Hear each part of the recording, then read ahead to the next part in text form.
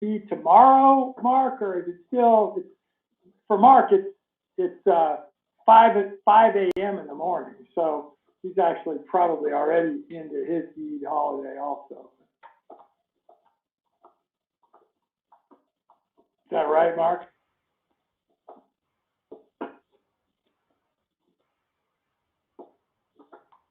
Yeah. Well, anyway, we're excited to have Daniel with us. We're not started yet. This is sort of our warm-up time, and we're going to do a kind of a combination of a presentation and an interview. And we were just talking about sports a little bit before you guys came on. And again, about a minute or so, we'll get started. And I'm real curious. I'll already tell you right up front, the first question I'm going to ask is the genesis of the name Timshel. So that's got me in curiosity mode. Cool. Yeah, go ahead. You can start recording, Mark. That'll be great. Awesome. Hey, everybody. Wayne and Mark and Daniel here. Arif is not with us today. Sierra is also on vacation this week. So you've got Mark and I to be hosts for Daniel. And many of you are probably watching. This is a replay down the road, but we always have fun with our live audience. So I'll start out by just saying that if you get a question at any time, throw it in. Just throw it out at Daniel and myself. And Daniel, you don't have to worry about looking for them. Mark will be doing that, and you and I could just have a nice chat. And then you're going to give a little bit of an interview, a presentation also. So we were talking about sports a little bit. It's a good segue into give us a 5-minute just description of your life from kind of birth to this point, where you're at in the world, and just a little bit about kind of what got you to where you're at today. Yeah, absolutely. Let me see. I hate to do this. Let me step up for just once. I got to turn off the kids' monitor because they're going to be in the background if I don't turn it off. Okay. I forgot I had it in my library here during their nap today. There we go. Anyways, yeah. So I just gave a podcast about my story, and it took 1.5 hours. So I have the tendency to, yeah. It's extensive, and there's some complexities and things, and what I'll do here in 5 minutes, I'll just try to zoom out at 30,000 feet looking down and give you what I think you guys need to know for this conversation. Long story short, I was a child of 4. We grew up in Northeast Ohio on about 30 acres. All of our neighbors had about 1/8 of an acre. We were that anomaly family of homeschooled rugrats, if you will, that ran around outside half naked and literally half naked. I think most of my childhood photo album is me naked and covered in dirt. So I think that's a blessed childhood. But it was unique. And long story short, grew up, always had a fascination and love for animals and the wild and hunting and agriculture or farming in general. Never really had a context to express that joy, if you will. Went into high school sports, was pretty good at it. National champion wrestler, top recruit in the nation for D1 football. I was a middle linebacker, very good at it. And I ended up my senior year in high school. I was diagnosed with, at the time, was a degenerative genetic disease of my hips and shoulder. So all of the joints in my body that are a ball and socket, right? So you have this ball, you have this socket, and they twist and they go just like your shoulders or your hips. I was diagnosed with this random and really not medically understood at the time disease where they just thought that my femoral head, if you will, so the ball on top of my leg that fits into the hip joint, was malformed at birth. That's what they thought at the time, and I've kind of lost track over the years with this medical research. It was new at the time, and I bet there's even more research done on it today. Seems like modern medicine is trying to understand a lot of anomalies, and I think they're doing a pretty good job at it. But point is, my career in sports ended. It was an emotional time for me because it wasn't sports related. This was something that they believe I was born with. And at the height of my high school career, just after winning the national championship and being one of the literally the top recruits, I really could have gone to most all Division I schools that I wanted to play at. I got a phone call, I'll never forget this, from Northwestern. It was the head football coach of Northwestern after they learned about my disease, if you will. And he was really nice and kind, and he just said, "We're not interested anymore. I mean, like, whatever we said in the past, no hard feelings, but, we can't take you if you can't walk." And at the time, it was unclear if walking would even be in my future. I mean, it was a severe disease that was deteriorating my bone structure. And so I say this to folks. It was Valentine's Day, the spring of my senior year, and I was laying in bed after all these surgeries and complications that followed the initial diagnosis. And I was laying in bed all by myself, Valentine's Day, and a coach called me, or it was a number, and I picked it up, and it ended up being a college football coach of a Division III school that was like 0-10 for the last decade. I'm talking like bottom of the barrel Division I or Division III. And by the way, I think back to this moment as one of the pivotal moments of my life. It was very important phone call. And I pick up, and the gentleman on the other line was like, "Oh, you're the first person to pick up. You must not have a girlfriend."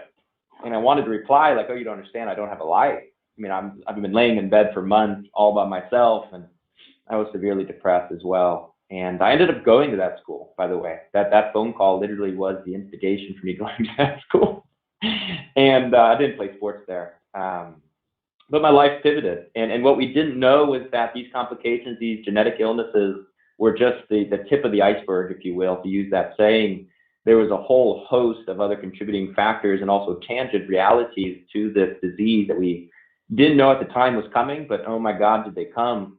For the next about 5 years, my life ebbed and flowed. I mean, I would be, living life, and in a span of 30 days, I would lose 80 to 100 pounds, just out of nowhere for no reason that we ever determined. And I would just wither away, just absolutely wither away. And dropped out of college, moved in with my parents, got married. My wife was supporting us. She was working full time, traveled all around the country, doing tests and diagnosis and work and procedures. And I mean, we lived in hospitals for months and months and months, and just trying to figure out why my body was undergoing this severe degenerative cycle, right? Like the normative human health or function doesn't lose 100 pounds in 30 days, right? I mean, it was serious. Anyways, I'm saying too much because I'm trying to stay high level and I keep getting bogged down. But the idea being, this one spring day, my wife was working full time. We were living with my parents, as I said. I was sitting on the back porch, and a friend of mine, my godfather, actually, a local farmer, gave me Joel Salatin's book, Folks, This Ain't Normal. Not for any other purpose than he just thought it was a good book. And so I was sitting there reading. It was spring. I had a little fire in the chimney, this little contained fireplace in the back patio of my family home, all by myself, reading Folks, This Ain't Normal by Salatin, and loving it, but, at a distance. It was still somewhat foreign to me. And my mom, she walked out the sliding glass door. I'll never forget this moment. And I kid you not, literally there was a tear in her eye and a smirk on her face. And I always tell people pain and joy and pain mixed in this complex reality that is life. And she looked at me and she said, "Daniel, we've tried everything. And we've literally traveled the country. You spent years literally living inside hospitals. But the only thing we haven't tried is chicken." And I dropped the book and I started to laugh because it sounds funny and it sounds ironic today. But she goes, No, you don't understand, Daniel. What I'm saying is, let's change your lifestyle and let's change your diet, and we'll see what happens. And that day, without consulting my wife, which is still a joke between my wife and I, who now farm full time at 450 acres in the middle of nowhere, Central Virginia, we bought 100 black Australorp chickens from Murray Hatchery. They arrived the next week. We had no idea what we're doing. Didn't know that there's a thing called a chicken tractor, or that chickens can even be free range or not free range. We literally knew nothing. But it was my mom's idea that this whole time we had been passively trying to find answers, right? Trying to find people to tell us what is wrong.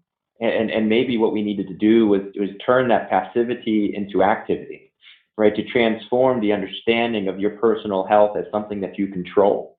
not in a final sense. Obviously, we don't have full controls over our bodies because we're all interconnected beings in a world that works interconnectedly and interdependently.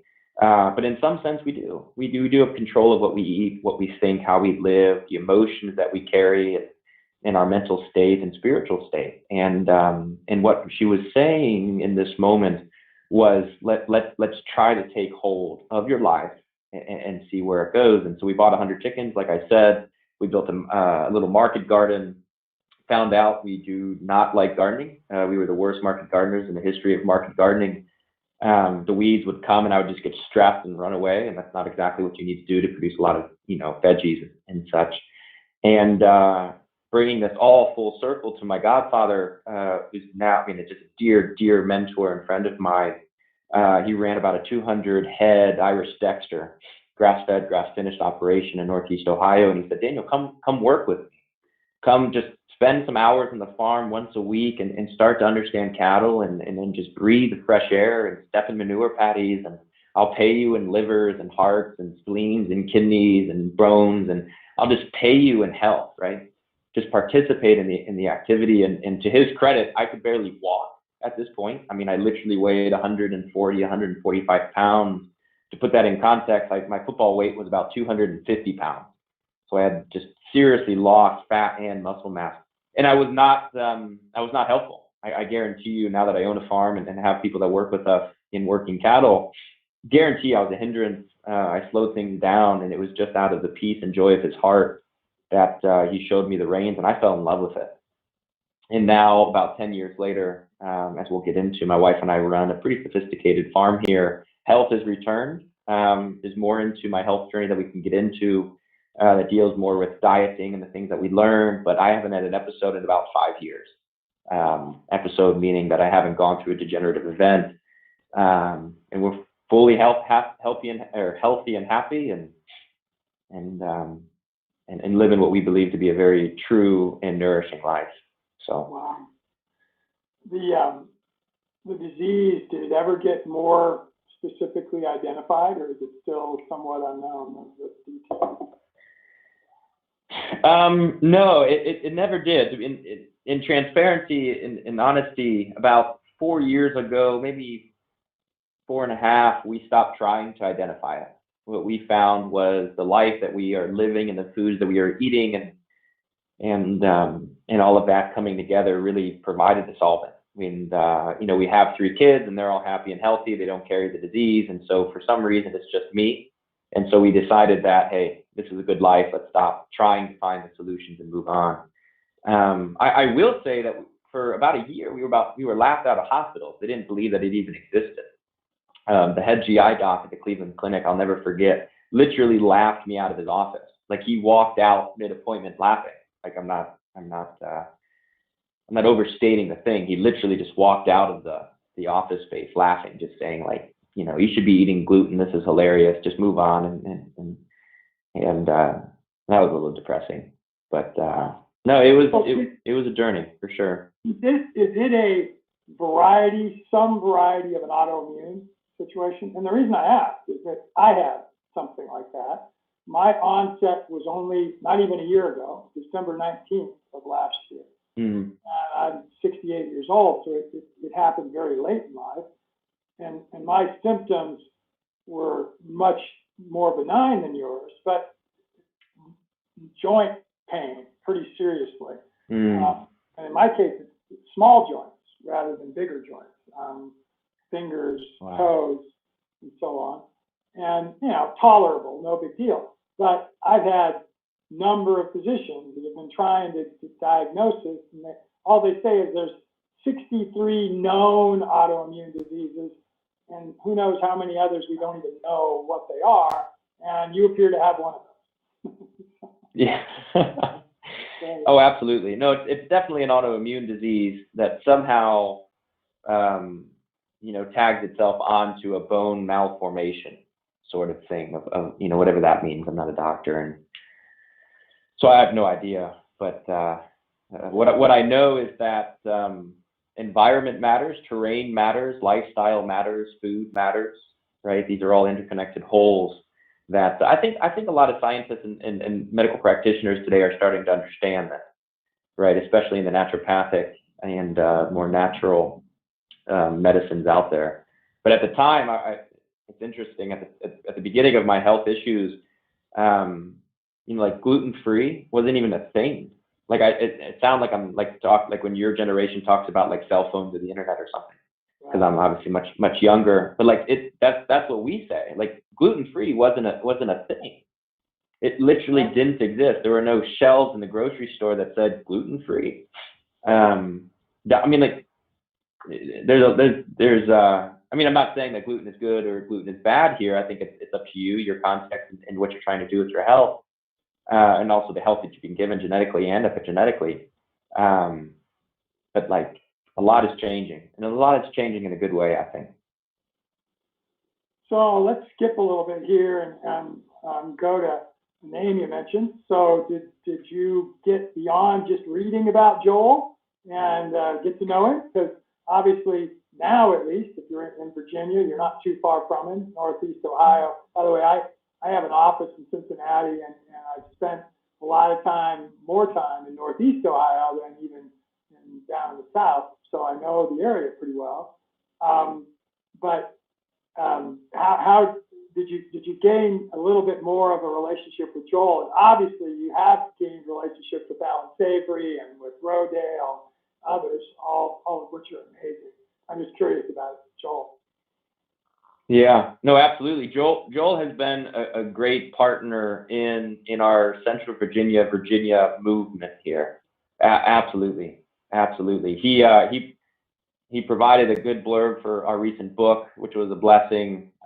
We've met multiple times on his farm, Polyface, to discuss some entities or organizations or movements that we're building ourselves, and he's been a real blessing for us. Absolutely. Yeah. And how about a sort of a less well-known name, but very closely associated with Joel for a number of reasons, and I think even closer to you, probably location-wise, Jordan Green. Do you know Jordan and his family? I do. As funny as it sounds, probably less well as I know Joel. Jordan is, I bet he's equidistant to us, between us and Polyface, us and JL Green farm. But distantly. Yeah, he's a great guy.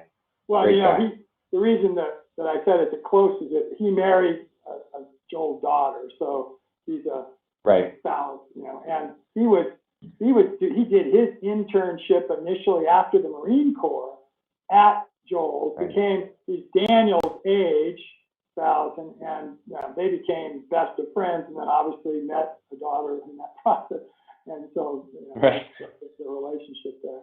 But he runs a very, financially, lifestyle, all the different success metrics you could want to measure, farming operation with pastured animals. So naturally pastured animals, probably maybe hogs more than anything. And you'd enjoy seeing his farm if you haven't been there.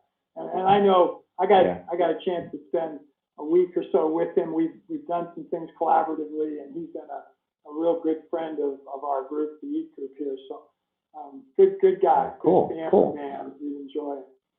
So now let's fast forward and tell us how, as you moved into the farming yourself, you didn't just go from being at your parents' place to a 450-acre farm.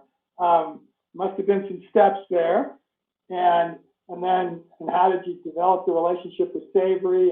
And then I don't want to jump into your presentation much, because it'd be better if you wanted to do that now, then we could go back and answer questions some more. Your choice. You sort of tell me.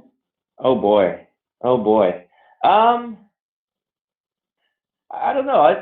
Let's dive into some more contextual questions. I like this. That way, when I'm talking about my thoughts, there's some context behind it. I'm good with that. That's good. Yeah. So give us a little more. About what was the transition? Yeah, absolutely. So, over a period of time, health started to return, started to take up a little bit more of a role in that Northeast Ohio Irish Dexter farm. we raised more chickens, kept doing the market garden just because that was our context in terms of topography and also land base.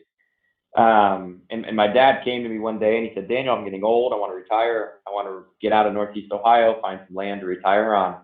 And I said, well, hey, I want to find some land to put a farm on. So let's join these two efforts and find a farm with two houses on it.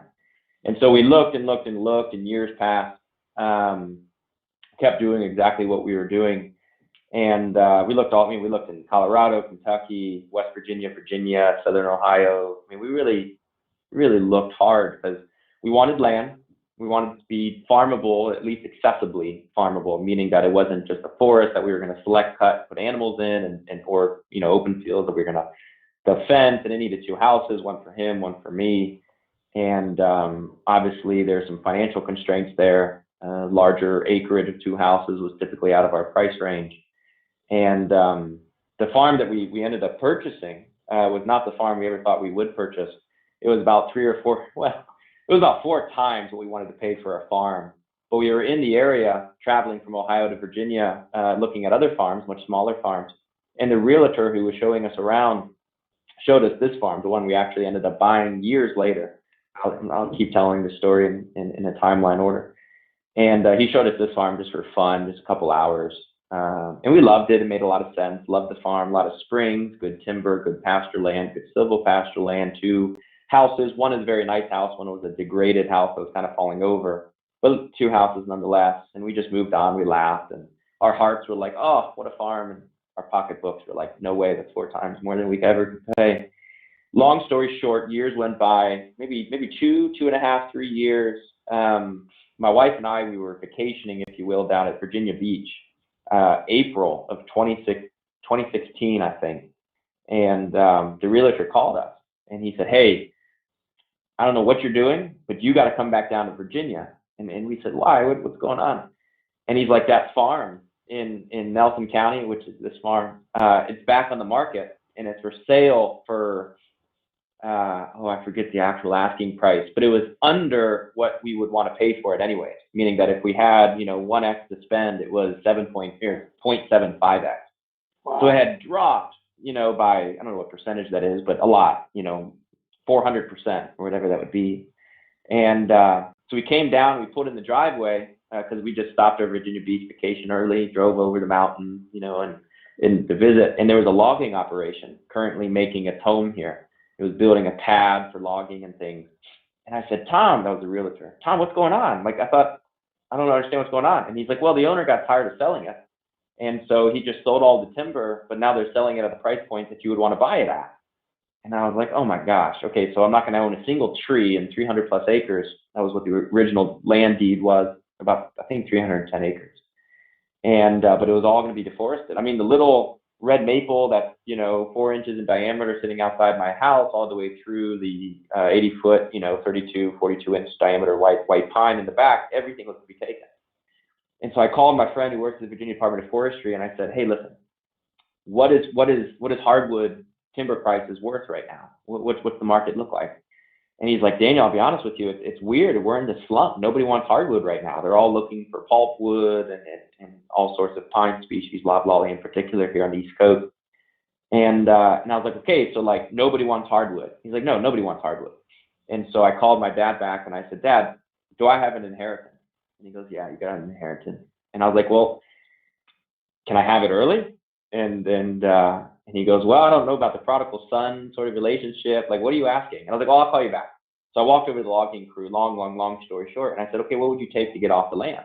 Just stop. Everything you're doing, just stop. Just vacate the property. What would it cost you? And they thought about it for a couple of weeks, maybe a week and a half. And they came back and they said $83,000.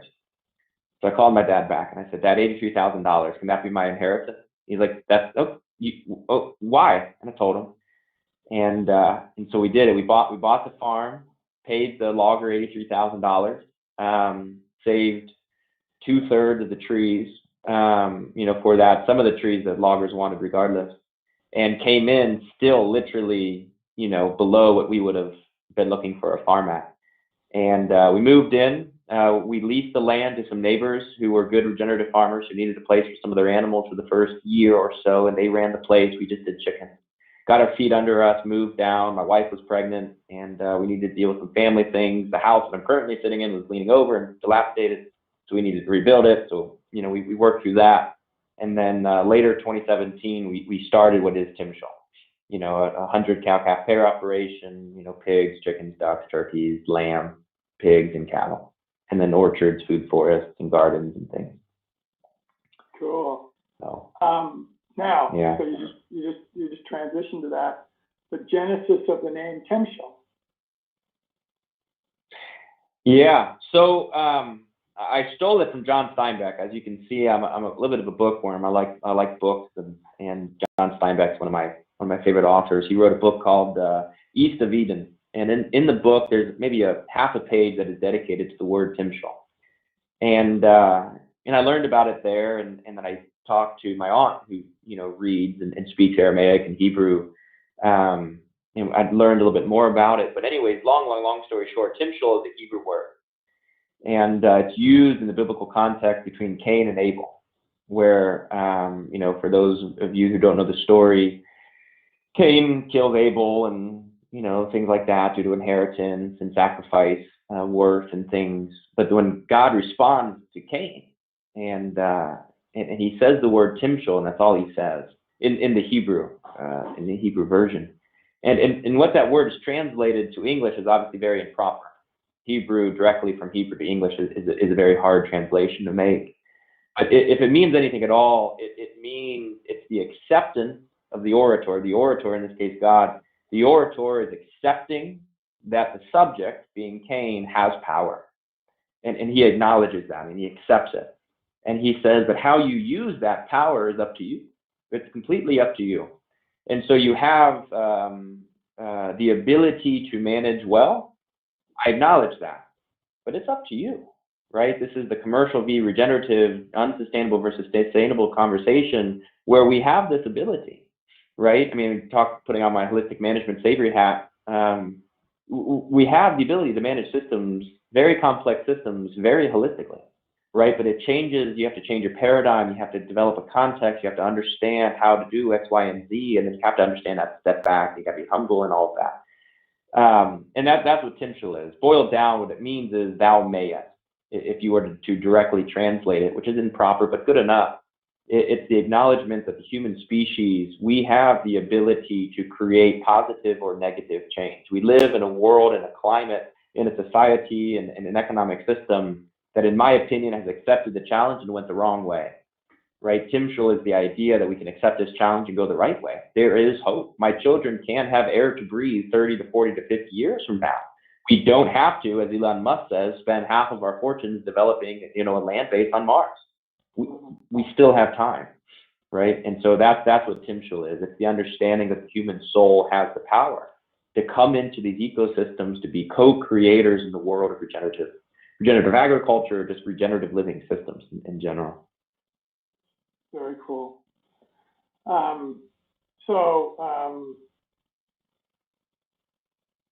You tell me, by the way, because we try to be fairly strict in our hour sort of time frame for this. You tell me when we get to the point where you should probably move it into your presentation. We'll cool. What other questions? By the way, you are more than welcome to come back with us at other times, and we'll talk about that later. So you don't have to worry about getting everything in here now. But cool. So I think we have Abby Smith next week also, and in the past we've had several other people that have Alan relationships, and Alan and I know each other. I wouldn't say that we're friends, but so let's go to that. How did you create the relationship with Savory versus there's lots of other groups that you could have connected with that are out there in holistic and regenerative and so on setting. Yeah, no, that's a really good question.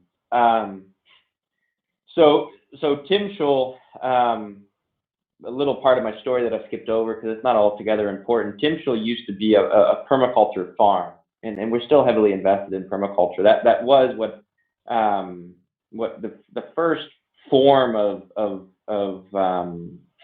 hippie agriculture or sustainable agriculture that has evolved into regenerative agriculture, at least partially, that I got into was permaculture. So I'm a certified permaculture designer. I teach PDCs and things. I don't love that space, and to be honest with you, I'll tell you why. When people would come out to our farm to get a permaculture tour, and we have over 400 acres. We keep buying up the lands around us. But they would come onto this farm, right? And there's hundreds of cattle in a field, and we got 50 pigs born the other day, and there's just a lot happening, right? And that's just your average Tuesday. And they would say, well, where's the permaculture? And I would say, well, this is permaculture. And they were like, well, where's your swales? And I was like, oh, there's no swales. Where's your food forest? Oh, they're at the back of my house. And they would be disappointed, and they would leave. And so we just transitioned out of that name. It used to be Timshel Permaculture. Now it's Timshel Wildland. The Wildland I'll get to more in my presentation. I think it'll make a little bit more sense. But anyways, we were teaching at this point, and we started to do land designs and consulting type work. And so we already had those gears moving. And we learned about holistic management, started to manage our landscape holistically, literally using Savory's tools or planning procedures, I should say, holistic plan grazing, ecological monitoring, and such. And one day my wife and I were talking a couple years ago, and she goes, Daniel, it seems like everybody in the Savory community are just really cool people. Like, I guarantee you, Wayne, and everybody else listening to this, regardless if it's live or on a replay, you're going to love listening to Abby Smith talk much more than myself. And I don't say that because I'm humble, although it's true. It is also just the truth in and of itself. Everybody who's surrounded within the umbrella of they're just unbelievable people. Everybody I've ever met from this group, from this community, have unbelievable hearts and passions and drives and humility. And I tell this to some folks, and I'm kind of on a little bit of a tangent, but I think it's a healthy one. Local food, okay, is a fine thing. I believe in local food, and I have some very serious opinions about the future of the human species being via local food. But what local food has done, I think accidentally, is forced local farmers to compete, right? It's in some way a race to the bottom, at least mentally. I don't think it is physically. As I'm saying, I really do believe the future is local. But the point is, we started to compete with each other. And, my farm, my hat has my logo on it. Your hat is your logo on it. Don't ever let me wear your hat. I mean, my chicken's better than your chicken, although it's the same chicken and we're neighbors. Savory, what we found, just doesn't have that same sort of competitive spirit. It's a collaborative community. It's a decentralized nodal network, if you will. That's what they say it is. And it's true. It's decentralized and it's nodal, meaning that all the power isn't located in any one space. And we all know that when you have Alan Savory on speed dial and you have Alan Savory on speed dial, I don't need to buff my chest up to you and say I'm this unbelievable regenerative ag guy. Look at what I'm doing, right? We gather underneath Savory, and therefore, hey, let's collaborate. Let's have a community. And that's a huge side note. But anyways, the point is, my wife said, Daniel, everybody in Savory seems really awesome. And so we reached out, tried to become an accredited professional, which is really the first step in any sort of accreditation process within the Savory Institute's platform. Started to going through that and realized that we really wanted to become a hub. So we started to reach out, went through about an 18-month application process, which if you're on this call and you think that you want to be a hub with Savory, do it. It's unbelievable. But wow, is that 18 months of my life. It's strict, it's rigorous. And the reason is so that the hubs still have not power, but they have sway, they have importance. They've gone through, it's kind of like, probably a bad analogy or comparison, but like Navy SEALs, right? When you look at a Navy SEAL, say, okay, you've been through some things. I'm not saying that Savory is like the Navy SEALs, but what I am saying is that, these hubs have put in serious time, serious effort, and serious capital to doing what they're doing. And so it is a very rigorous process. And so we went through that process, and to be honest with you, I never thought that they would even accept our application. It was a joke between my wife and I when they were going to tell us just to stop. Like, stop the application, stop. Stop the candidacy process. And they never did, and we just kept scaling through it, and now we're a hub. Nothing really to note there to waste time on. But that was 2018, I believe. I think it was 2018. So that's the story. I don't know if you want any tangent in there. No, that was great. That helped. That was super. By the way, this is a Acres USA hat. So I've had the pleasure of being able to speak a couple times at Acres and know the folks there. And obviously they're close. They're located. They are. Now. And Mark Shepard was previously my partner, and for a couple of years we did consulting together all over. And Mark's obviously one of their more profitable authors from his books that he's done. Yeah. Anyway, let's transition into your presentation because I don't want to run out of time for it. And we can go to other answer questions. Are you going to go through the slides with Mark in hand one for you, or how would you do that? I got them locally here. I can share, I think. Mark, do I have that ability to share?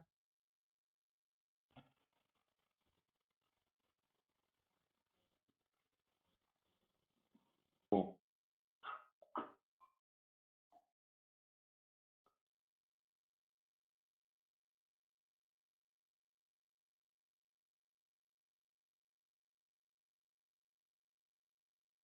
I do. Let me see. How do I? Do you see the slide there? Hold on. There, now it is. Yep, it's there. We got it. Yep. See, I have some notes. Do you know? Sorry for the technical difficulties. Do you know? I got some notes in the back end of the PowerPoint. How do I? You could put them right up next to them in PowerPoint. I'm not sure if I remember how exactly you do that. But let me see. Slideshow.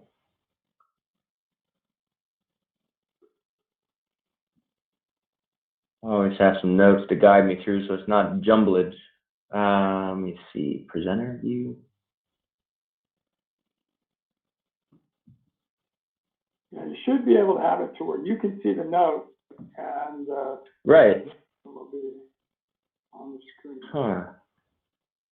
Why can't?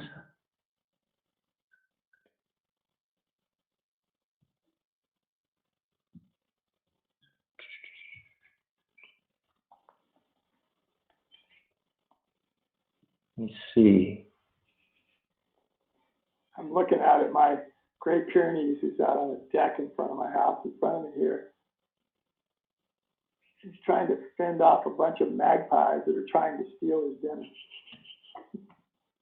Yeah, here, let me, I can plug into this external monitor and that would make it seamless.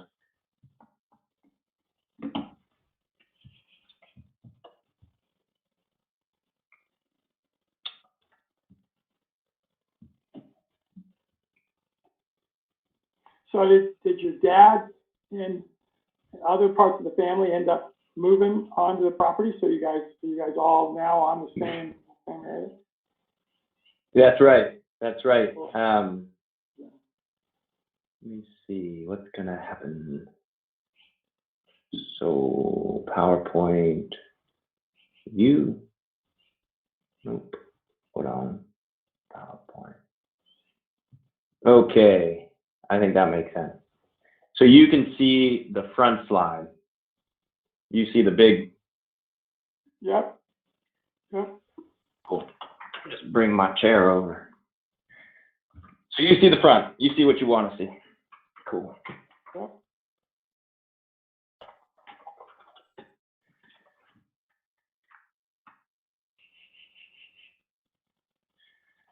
Okay. Let's see. And then Wayne or Mark, just yell at me if the slide is behind where you think it should be. Sometimes it delays. Just yell. I'll respond. We'll do it. We'll do it. Cool. Okay, so my focus, I think this is going to be about 20 minutes, is to discuss the philosophies of regeneration and why we believe that wildness and relationship are the needed components in building a more healthy and resilient future. So before we begin, we really believe that context is important, right? Who is doing what, where, and for what purpose. we always say to do is good, to do for the good is best, right? And the difference there is clear. It is context. Action outside of context is just noise. Action within context is hope.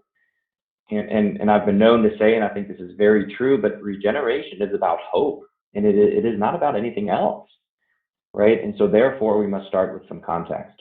We've gotten into this a little bit, but this is Timshel Wildland. This is just a mosaic of some pictures from our farm or wildland land base that my wife and I, we own, we operate, and we love every second of it. But Timshel Wildland is a 400-acre regenerative, process-led, and emergent conservation wildland in Central Virginia that is focused, if it's focused on anything, on regenerating our relationship to nature so that we can then regenerate the soils. So we start with the soul, right? We start with the relationships that surround the souls of community. And then, and only then, with that foundation set, we progress to the soils. Soil health is, in our opinion, a byproduct of healthy community function. Soil health is a byproduct of community function, right? And so we start at the community. That's what the wildland is all about. That is what our context is. And so our focus is on the soul, and we progress to the soil. So I'm on slide 2. Tell me if it doesn't pop up.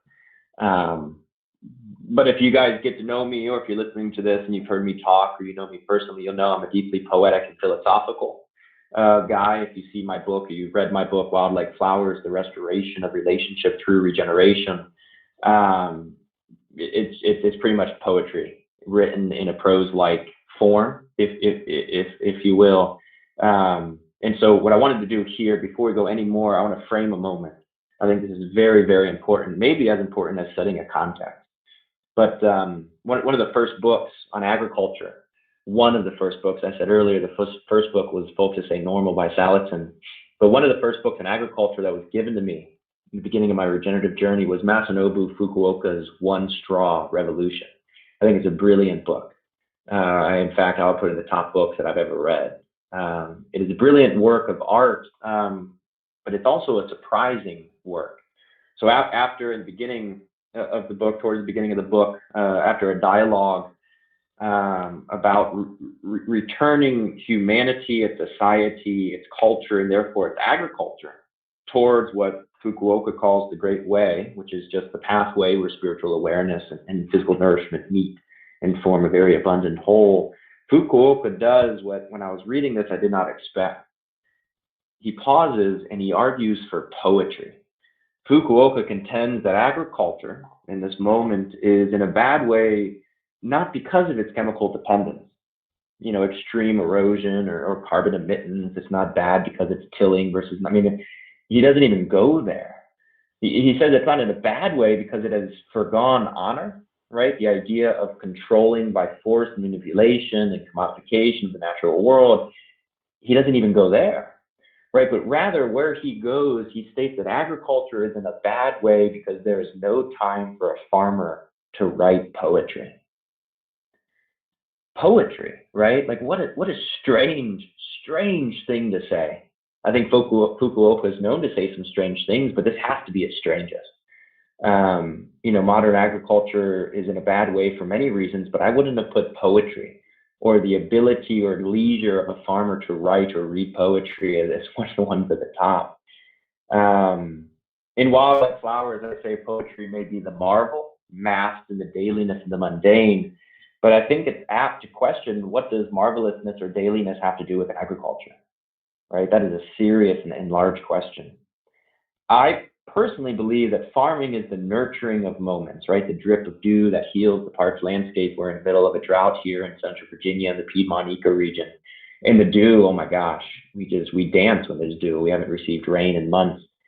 But that's a moment, right? Farming, regenerative agriculture is about nurturing these moments. But Fukuoka is claiming there's something more here, right, than just dew on a parched landscape. He says poetry is a unique art, for it achieves in a few words what entire volumes of literature achieves in many. Poems, they frame a simple moment with truth, beauty, and recognition without saying much at all. That is the healing power of poetry. And so Fukuoka is claiming we don't need more, cover crops, no-till drills, polywire cows, sheep. You don't need to do a leader, stalker, mobber, whatever, throw out all of those words that all of us use. We don't need that. We need time for poetry. That is the foundation of regeneration. And so I think it would be a sin, a severe disregard to the complex realities of what life is, to not frame the next few moments that we're sharing together with a poem. And my favorite poem by the ancient traditional Chinese poet of the 17th century, Matso Basho. That's what this is, a frog in the pond. And so I'll read it and we'll go through a little moment here. What I want to do is frame the rest of this conversation around this moment of the simple but complex realities of what life is, because that's what regeneration deals with, and we're dealing with philosophies of regeneration. But Batso's poem or haiku goes like this. An old silent pond. Into the pond a frog jumps. Splash. Silence again. Every time I read this, I get chills. And maybe you're sitting there like, my God, that poem was mundane. Of course, poetry is the marvel, math, and the dailiness and the mundane. There's no big word. There's simple words. A child can understand this, and that's exactly what a poem is. I'm going to read it again. An old silent pond. Into the pond a frog jumps. Splash. Silence again. I bring up this poem to highlight Basho's brilliance, in that he highlights the pond by showing you a frog. Right, I can guarantee you that you saw the frog, but you're going to remember the pond. I've done this thought exercise with literally hundreds of people, and most all agree. They saw the frog, but when they walk away from this moment that we're framing, they remember the pond. They see the splash, they see the ripples parting, and they go away subtly and silently. And then there's just stillness again, silence. Anyway, so we don't know anything about the frog, but we know everything about the pond. Right? He could have well written that into a pond, the frog jumps, right? The switching of and the is the switching of everything. But this rendition, in my opinion, lacks place. It lacks the awareness of the pond's animacy. Ponds are only inanimate if water is inanimate, if motion is not living. And so I've said all of that to say this. Kind of sounds like I'm mumbling, but I do have a purpose. In words more simple than a child's, Basho defines the language of life in the simple framing of this pond's moment. The language of life in the simple framing of this pond's moment. To be a pond, or in other words, to be alive, is to be silent, swelling, and still again. Silent, swelling, and still again. It is to live cyclically, regeneratively. It is to be born, to grow, to live, to die, and to be born again. This is the moment that Basho is framing. He is framing the moments of life and understanding what are these regenerative cycles. And it's showing us that we need the frog, right? Without the frog, we don't see the pond, right? And we do need it. So moving on, change the slides, can't see it, let me know. It should be a beautiful painting by George Catlin. Look into his art, it's beautiful. He lived with the Plains Indians for about a decade in the 1830s and painted hundreds of different paintings that he witnessed. Just beautiful. But anyways, as we tiptoe through these waters, no pun intended, I wanted to show you one last poem to set the stage of what is to come. The Ojibwe, who called themselves the Anishinaabe, a Plains indigenous tribe, have their own haiku that I want to share with you that I truly believe transitions well from Basho's pond to the depths of what is the philosophies of regenerative agriculture. And I'll read it to you in the same way that I read at the pond. The buffalo, they stand in a circle. I join with them. The buffalo, they stand in a circle. I join with them. The buffalo are sustenance, because they are first a relationship. This, in the regenerative cycle, this is birth. They stand in a circle because strength can only be found in community. I believe that this is life, from birth to life. I join with them because I am them. The complex coagulation of life, right? All that is surrounding us, these complex realities, is contained within the transformative powers of being, transformation. This is death in the regenerative cycle. And therefore, to harvest, we believe that we must first become. To harvest, we must first become. The buffalo, they stand in the circle, I join with them. This is harvesting. But it is only because we are that we can harvest. So life passes through death for rebirth. Life through death for rebirth. Yes, that is regeneration. The Anishinaabe, they knew this, to say it frankly. And I think it is about time that we learn to listen. To farm is to become, and it is nothing else, and therefore it is hope. And so what I want to do in these next couple of slides is they're all going to be pictures from our farm, just simple realities of the life that surrounds us. But I want to subtly and slowly, but succinctly, work through birth, life, death, and rebirth, trying to understand what are the philosophies at play here, what is going on, and what do we need to do to interact with it, to truly, actually nurture, to be co-creative, energizing forces within the landscapes that surround us to actually achieve regeneration, long-standing, sustainable regeneration. And so birth, this is a picture of a sow in a forest. I just had a litter of these marvelous piglets. I think the sow's named Liza. I could be wrong, but I think that's the truth. My wife and I, we have 3 wonderful children. Eloin is the oldest. Her name means keeper of the forest. She's 3. Tecumseh means panther in the sky. He's our second child and only son. He's 2. And Sequoia is the youngest. She's about 8 months. It's a busy house. But I say these things to tell you that the birth is a miracle. I've had the supreme pleasure is the wrong word, but the supreme ability to witness birth on 3 different occasions. And all I can say is it's powerful. Oh my goodness, is it powerful. The sacred feminine powers, right, of life as co-creators, moms, right, is overwhelming. For those of you who have witnessed birth and you're listening to this, you've witnessed the fullness of life itself. I truly believe this. Modern agriculture's push for commercialization and the commodification of the natural world has eradicated this miracle, life's miracle, and transformed it, in my humble and honest opinion, into something that is mechanized and reducible down to the smallest part, right? Most sows are laying at least 2 litters a year in cages, and it's not a healthy process. There's nothing powerful and magical about it. This is linear reductionism. This is not holism. And so I want to briefly talk about our pigs in the wildland. The wildland, we call it a wildland. I guess now is the time to say it if there is a time at all. A couple years ago, we were quite depressed with the state of modern agriculture, even regenerative agriculture. There's still a lot of control being put in these landscapes to produce a harvest. I'm a historian by desire, and I've poured through many different early colonial histories and in letters and notes and journals, and most all of them, they're all different in their own context, and they're different in their timelines and such, if they're Spanish or English or Chickasaw, it doesn't matter where they're coming from. When they journal, they have some similarities and differences. But the main similarity is the indigenous peoples mocked, laughed at European explorers uniformly. I mean, there was never one that I ever read that didn't. The idea that abundance surrounded them, that they killed themselves to cultivate abundance in little fields. And it's the idea of abundance being a thing that you co-create, not control. There's a huge difference there. And that's where the wildland is born. It's more of a rewilding, conservation, emergent, conservation landscape, less of a farm, that also produces really great beef, really great pork, and apples and everything else. We can talk more about that if it makes any sense later.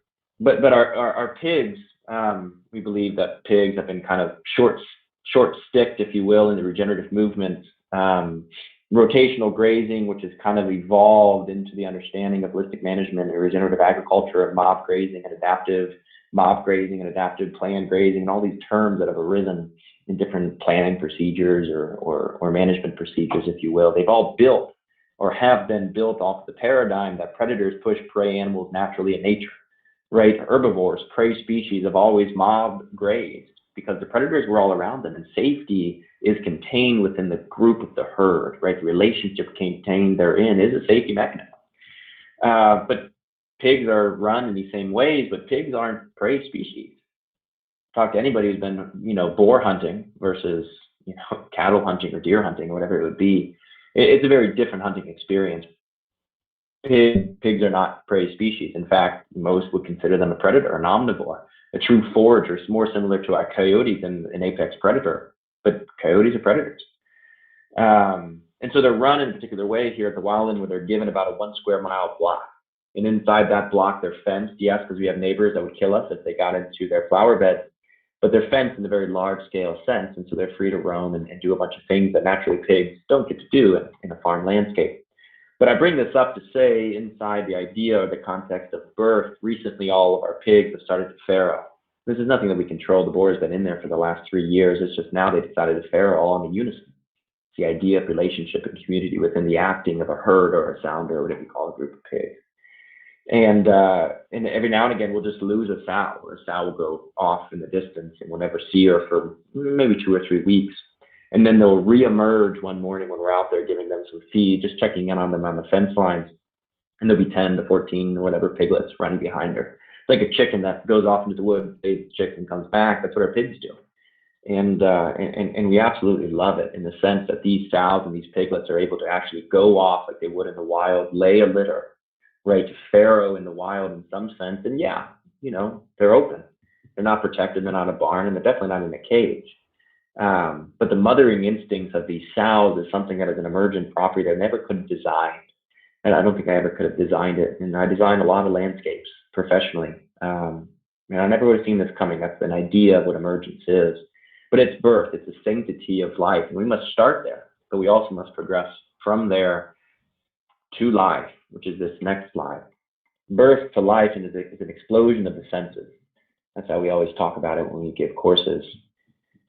It's an explosion of the senses when the enigmatic expressions of emergence, there's 3 E's for you, the enigmatic expressions of emergence make themselves known and palatable, right? That is what we believe life to be.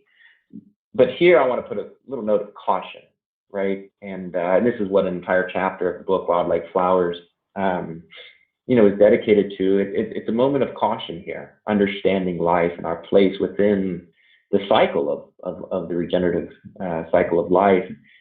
1920s, right, saw an explosion of modern agricultural life in the beginnings of the industrial complex. I think this is true. But it was focused on speed and efficiency, reigned prominently, and the idea was to produce more corn more quickly on less land. More corn more quickly on less land. Yes, sometimes it was a different crop, but ideally here in this conversation, simplifying it down, more corn more quickly on less land was the phrase. Today it's 2020, 2021, but about 100 years later. And I question here, and I want to take a moment here to question if we are any different. Today we push to sequester more carbon, not corn, carbon more quickly on less land. Right? We have transitioned from bushels of corn per acre to tonnage of carbon per acre. 1920 it was corn, 2020 it's carbon. What has changed? I'm not saying carbon sequestration is a bad thing. Not at all. I don't think it's negative in any sense. Corn is not a bad thing. It's the understanding of the word Timshel, thou mayest. We have the power to take what is, to transform it into the hope of tomorrow. And we have the power to take what is and degrade it into the negative resultant of tomorrow, or maybe the lack of tomorrow. But that we have that power, corn, carbon, just aspects within the greater whole. How we use these aspects is the thing of caution. Life, in my opinion, is the equal expression of emergence. And although carbon is one aspect of that system, the system is much larger than carbon. I think anybody who spends any time, with Mark Shepard or anybody, I've heard them all talk about it, they focus here, right? Carbon is important, but it's not the end goal, right? Improving the water cycle, not to get too deep into actual regenerative practice and soil health understanding. The water cycle is of a higher importance. Carbon is a tangent reality of an appropriate water cycle. But we focus on corn like we focused on carbon, or like we focused on carbon like we focused on corn. I'm getting my seeds mixed up. But anyways, the idea is this: life requires holistic thinking. And holistic systems based upon that patterned understanding. Here we see the word, the permaculture coming out through me. I'm saying the word pattern. I got Jeff Lawton in my head, pattern. That's how he always said it. But life requires holistic thinking and pattern understanding. Holistic systems, they cannot be broken down into individual parts. And so when we look at life, right, because that's what we're talking about here, and we're talking about it as a regenerative philosophical idea of what life is within this cycle, birth, life, death, rebirth. We have to understand that life can't be broken down. Life operates in wholes. It is holistic in that sense. One way to think about it is aspects versus parts, right? A carburetor outside of an engine is still a carburetor. Doesn't mean a carburetor as a name, as an idea, as a part, right, within the system doesn't imply action, and it doesn't imply a lack of action. It just implies what it is. It's a carburetor. But take a cow out of a pasture or a grassland, and what is it? It's dead. It doesn't have being anymore, right? The different cows are aspects. They're interconnected and interdependent wholes within many wholes. That is holistic. That is holistic thinking. Carburetors are not their parts. I'm not saying a carburetor is better or worse than a cow, but the idea is they're different.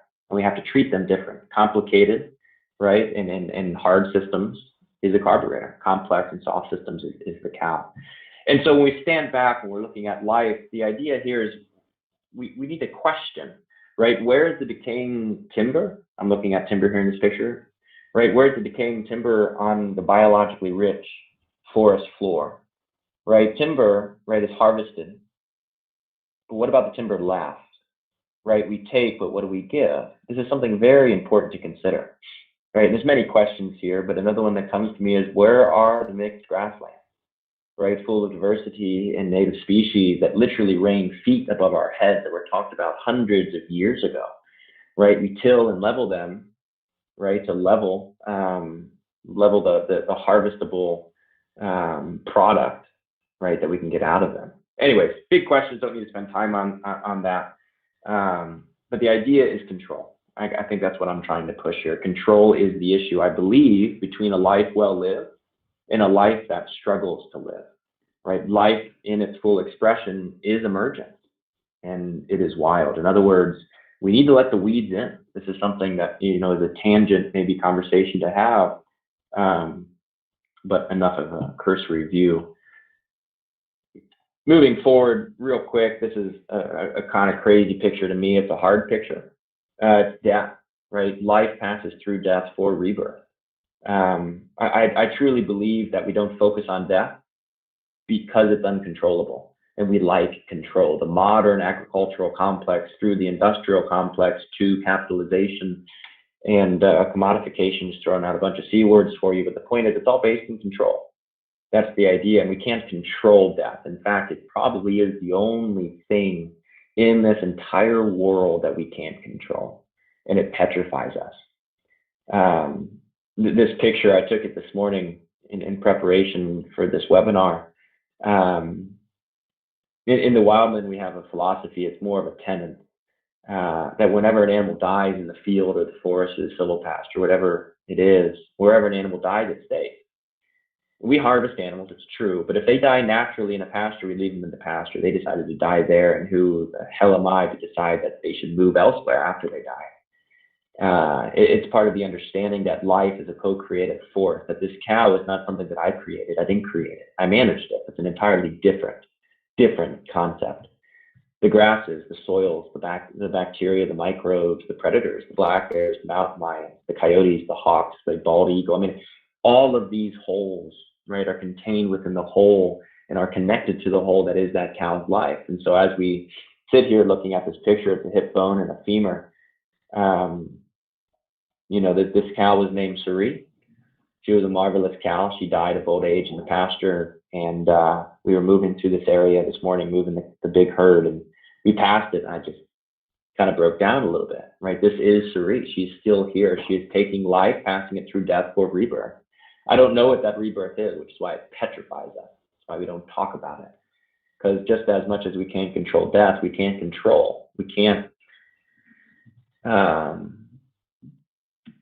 I want to say colonize, but I don't think it's going to work. We can't control what is born out of this life to death process, right? Which is what rebirth is. And so, and that's the last slide. That's the understanding that life passes through death for rebirth. Death is not the end. It is a transformative force that consumes yesterday's life to produce or to co-create tomorrow's abundance. This is regenerative agriculture. You see, I don't think if we have an issue today, it's how we think. I don't think so. I think that thought is not the remedy to solving today's issues, which I think is a very different opinion than most people have. I think we do too much thinking, and I think that is the source of today's problem. The key to restoring Eden, if I can use that terminology, to regenerating relationship and community and the naturally abundant processes inherent in her gifts, I think the key is to stop talking, stop thinking, stop doing, and start being, right? I said in the very beginning of this, right, that the Matsoba shows the pond haiku shows us that being is life. To be is to be alive. And I think that is the way that regenerative agriculture needs to go. I think it's what the philosophy of regenerative agriculture is built on, is the state of being. To harvest, we must become, thinking of the Ojibwe or the Anishinaabe poem of the buffalo as a haiku. Last little note here that I think is important. Nothing is lost that is given. I think that's an important note to make. To be is to be the gift of life itself, right? Regenerative agriculture is about gifts and about being, and it is really not about anything else. It is the hope that comes out of that relationship, that community. All of these thoughts are in my book, Wild Like Flowers. I'm a much better writer than speaker, but I think I do an adequate job speaking. But if you're interested in this, obviously that book does a much better job at it. But Wayne, I'll terminate the slideshow, and then you just direct it from here. I got all the time if you have it, and Sure. You're the boss. Yeah, we'll move on here. We're in a big drought out here in the West also, as you've probably heard. And so the water side of life is very, very vivid for many of us now. That was really excellent, really good. We are past the top of the hour. I want to give our audience a chance to ask questions. You guys have been very quiet, so please think of some things.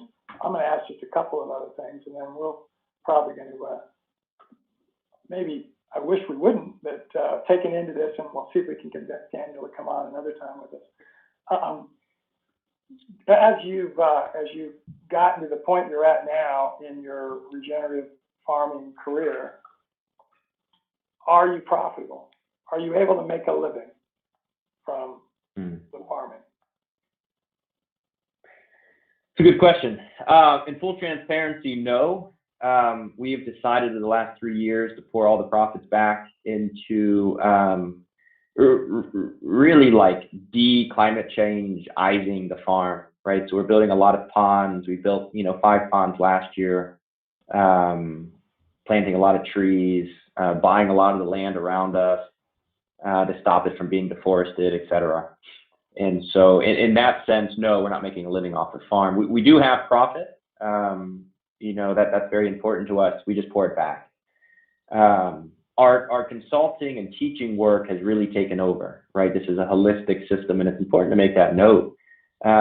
We are able to take the farm profits and pour them back into the farm because we spend a lot of time teaching and consulting and training, and we're rolling out EOV, ecological outcome verification, via the Savory Institute's land monitoring protocol and the land and market program, and traveling all over the Mid-Atlantic doing that work.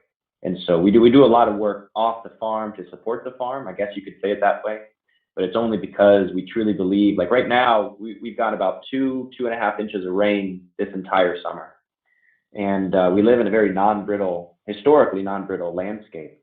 And so our ecology has gone from, 48 to 68 inches of rain a year to 10, 15. And so there's a shock happening. And we have wells drying up, we have rivers and streams drying up, and so we're utilizing these ponds built out of the profit of the enterprise to water all of our livestock currently.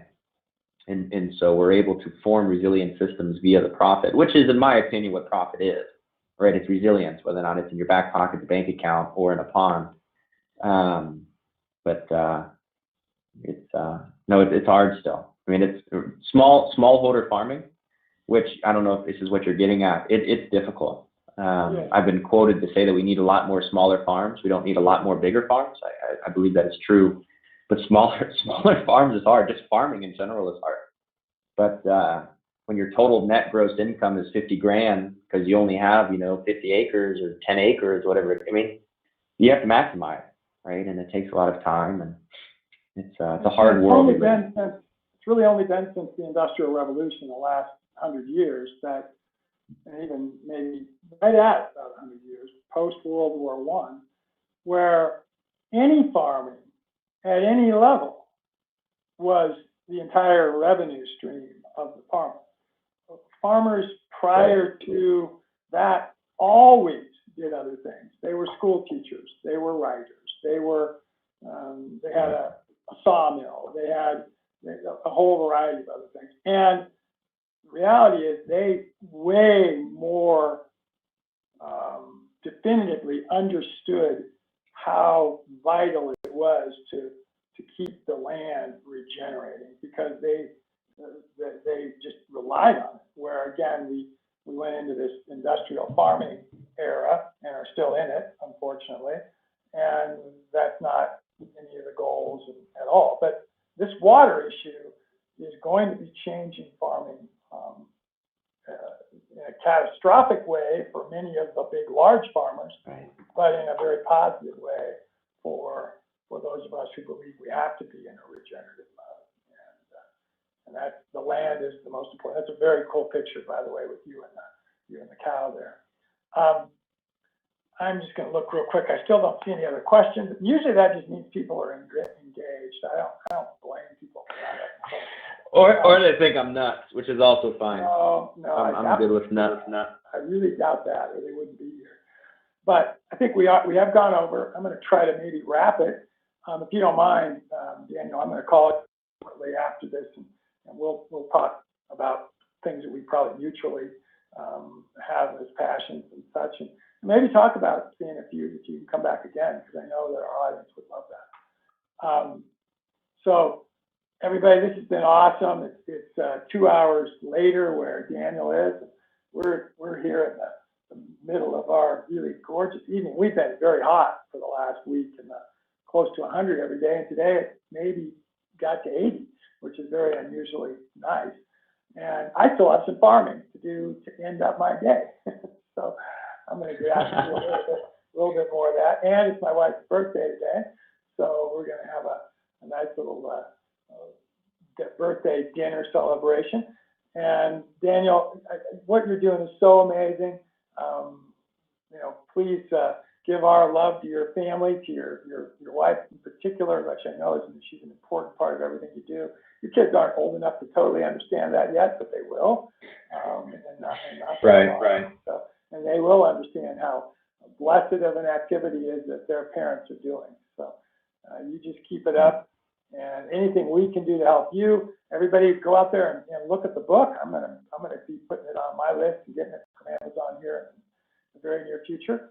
And there it is, the website. There's a couple of them that Mark was showing us. I'm sure you can get in touch with Daniel that way. And let's just go out and continue to make this place a place of birth and then ultimately rebirth, even though we may not understand what that rebirth is.